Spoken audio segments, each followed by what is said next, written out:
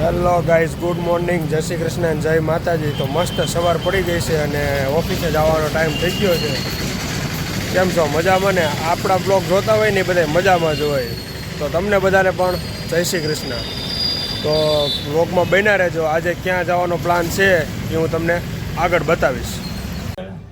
આપણા બે ભાઈઓના લગ્ન છે ને, અને નકરે આવા જ ગીત વગાડવાની ઈચ્છા થાય છે.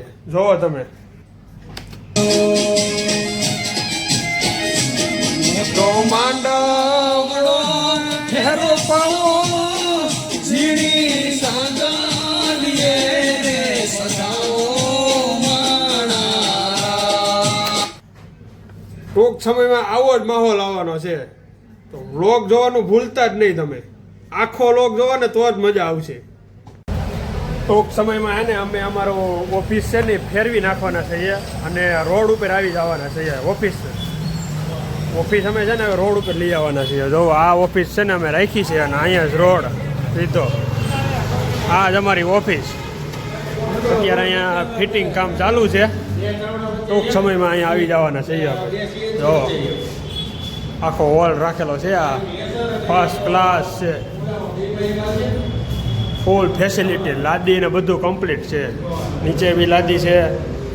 ગેંડીનો પોઈન્ટ મસ્ત આપેલો છે. વોશરૂમની જગ્યા પણ છે મસ્ત. બહુ જોરદાર છે. લોકેશન સારું મળી ગયું છે અને લાઇટ ફિટિંગનું કામ ચાલુ છે અત્યારે. અહીંયા આવતી 1 તારીખે ફેરવવાનું થાય. અહીંથી નીચે બહાર નીકળો ને એટલે સીધો મેન રોડ જ લાગી જાય. અહીંયા જોવો તમે, સીધો આ મેન રોડ છે. એટલે અહીંયા કસ્ટમરનો મારો ફૂલ રહે. તો આ જ હવે અમારી દુકાન છે અને આ અમારી દુકાનના ઓનર છે કાંતિભાઈ. આપણું કોમ્પ્યુટર છે ને જો અહીંયા નીચે રાખવાનું છે. અહીંયા પીસી દાદરની નીચે છે ને આપણું પીસી આવશે. ફર્નિચર થઈ જાય ફર્સ્ટ ક્લાસ. પછી આપણું બધા પીસી અહીંયા આવી જાય દાદરની નીચે. આખી ઓફિસ અલગ જ બનાવવાની છે. અમે જે દુકાન રાખી ને એ દુકાન છે ને, આ દુકાને હું બેઠો હોય ને ડેઈલી સર્વિસ બપોરે, તો પણ મારી દુકાનના કસ્ટમર દેખાય. જો અહીંથી કોઈ કસ્ટમર જાય ને તો મને ખબર પડી જાય. એટલે છે ને બહુ મસ્ત લોકેશન વાળી ઓફિસ મળી ગઈ છે આપણી. તો જોઈએ ચાલુ થાય એટલે કેવા ગ્રાહકનો. આજે છે ને બોમ્બેના પાર્સલ છે ને બહુ ઝાઝા છે. એટલે છે ને ઓટો બોલાવી જોઈએ ને ઓટોમાં છે ને ટ્રાન્સપોર્ટે નાખવા જવાનું તાર.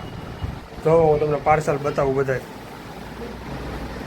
જો એક પાર્સલ આ છે, એક પાર્સલ અહીંયા છે, હજી એક કરે છે. આ હજી અહીંયા બીજા એટલા લોકો કરે છે. એટલે આજે છે ને બોમ્બેના પાર્સલ છે બહુ ઝાઝા. કસ્ટમરે ઓર્ડર આપ્યો હતો ને બહુ મોટો ઓર્ડર હતો, બલ્કમાં ઓર્ડર હતો. એટલે બધું આગળ પવન ટ્રાન્સપોર્ટ છે ને આપણે હીરાબાગ ત્યાં નાખવા જવાનું થાય. તો નાખી આવી ત્યાં બધા પાર્સલ ઓકે થાય ને. એટલે બોમ્બે કા બધા પાર્સલ કમ્પ્લીટ થઈ ગયા છે અને હવે બધા લોકો ટ્રાન્સપોર્ટમાં જવા નીકળ્યા છે.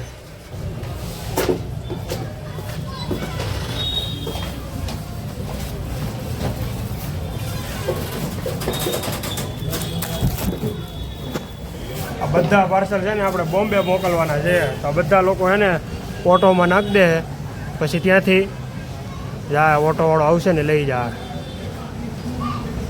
મારા ફ્રેન્ડના છે ને લગ્ન છે હમણાં. તો એનો ફ્રેન્ડ એક જર્મનીથી લગ્ન કરવા આવતો હતો ને, તો એણે એને મેરેજ બોક્સ બનાવવા માટે ઠેઠ જર્મનીથી ચોકલેટ મગાવી. અને જર્મનીથી કેવી ચોકલેટ મગાવી છે ને જો હું તમને બતાવું. અહીંની તમે ગણો ને એટલે સમજો ને 700-800 રૂપિયાની એક ચોકલેટ થાય. આ એટલી બધી મોંઘી ચોકલેટ છે. આ બધી ચોકલેટ તો આમ જોવામાં આપને એમ લાગે કે એને સાવ નાની છે, પણ આ બધી ચોકલેટ જોવો ને તમે તો ખાલી 1500 રૂપિયાની તો એટલી ચોકલેટ આવેલી છે. આ એટલે ભાઈ જર્મનીથી ચોકલેટ મગાવવામાં તો આમ મજા તો આવે, પણ જ્યારે બિલનું થાય ને, જ્યારે બિલ ચૂકવવાનું થાય ને ત્યારે ખબર પડે કે જર્મનીથી ચોકલેટ આવે સારી એમ. અને જર્મનીની કરન્સી પ્રમાણે ઇન્ડિયાના કેટલા રૂપિયા થાય ને એ છે ને ટોટલ 11,000 રૂપિયા થાય ઇન્ડિયાના. તો ખાલી આટલી ચોકલેટ જ છે ને જર્મનીથી જોવો તમે, ખાલી 11,000માં આટલી જ ચોકલેટ આવી છે. તો હવે તમે જોવો ખાલી આમાં મેરેજ બોક્સ બનશે કેવું. અને તમને એવું લાગે કે આવડો હે ને ફાંકા મારતો હોય છે, એટલે ફાંકા મારતો નથી. હું તમને પ્રૂફ કરીને બતાવું. જો એની બ્રાન્ડ છે, એનો લોગો હોતે હું તમને બતાવું. જો આ છે ને તમારે ગૂગલમાં સર્ચ મારી લેવાની શૂટ, આનો લોગો જ છે આ, એટલે કાંઈ ફાકા નથી, આ બધું છે એ સાચું જ છે.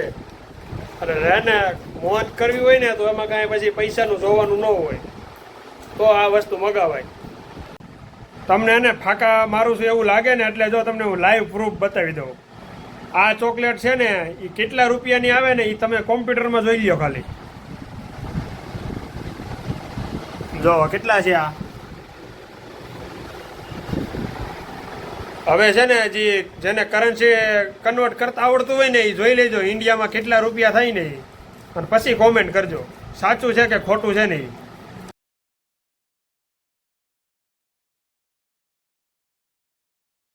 તો ફાઇનલ હવે આપણે જમીને રૂમે પૂગી ગયા છીએ અને જોઈએ આપણે આજે સાંજે ક્યાં બેસવા જવાનું છે ને. ક્યાં જવાનું થાય ને હું તમને બ્લોગમાં બતાવીશ, તો બધા બ્લોગમાં બન્યા રહેજો. ત્યાં એક ભાઈ છે ને અત્યારે લારી લઈને જામફળ વેચતા હતા. તો જોવો તમે એ ભાઈ લારી લઈને જામફળ વેચે છે અત્યારે. જો આ ભાઈ છે. હવે બિચારા અત્યારે 9 વાગ્યા આવ્યા છે. 9 વાગે અત્યારે જામફળ વેચે છે. અને આખો દિવસમાં નહીં વેચાણ હોય ત્યારે જ 9 વાગે વેચતા હશે ને. બાકી હે ને કોઈને એવું વેમમાં ન રહેવું કે મારે હોતે એ ધંધો કરવો પડે. સમય છે ને બધાને એકવાર એવું એ વસ્તુ કરાવે. એટલે છે ને કોઈ એવો વેમમાં કે મનમાં એવો નહીં રાખવાનું કે મારે કોઈ આવે જ નહીં. સારા કામ કર્યા હોય ને તો એ ન આવે, બહુ એવા બધા બહુ વધારે સારા કામ કર્યા હોય તો એ ધંધો આવે. અત્યારે છે ને આઈસ્ક્રીમ ખાવાની ઈચ્છા થઈ ગઈ છે, તો હું અત્યારે છે ને આઈસ્ક્રીમ લેવા જાઉં છું. ને કઈ જગ્યાએ જાવ ને એવું હાલો હું તમને બતાવું. 1 નંબર આઈસ્ક્રીમ મળે છે ત્યાં. 10, 9, 8, 7, 6, 5, 4, 3, 2, 1, 0.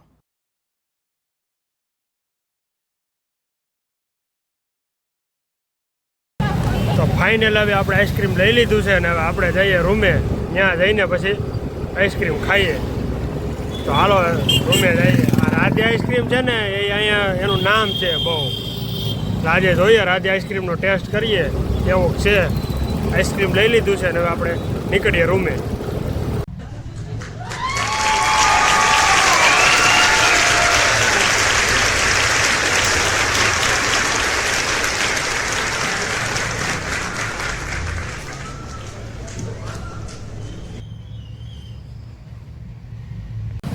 તો ચાલો ગાઈસ આ વ્લોગને અહીંયા જ એન્ડ કરશું અને મળશો કાલે એક નવા વ્લોગમાં. ત્યાં સુધી તમે વ્લોગમાં બન્યા રહેજો. લાઇક કરજો, શેર કરજો અને સબસ્ક્રાઈબ કરજો. સબસ્ક્રાઈબ ન કર્યું હોય તો અત્યારે સબસ્ક્રાઈબ કરી દો. આગળ આનાથી પણ વધારે મજા આવશે. લાગશે વાર, આવશે મજા. ચાલો બાય બાય.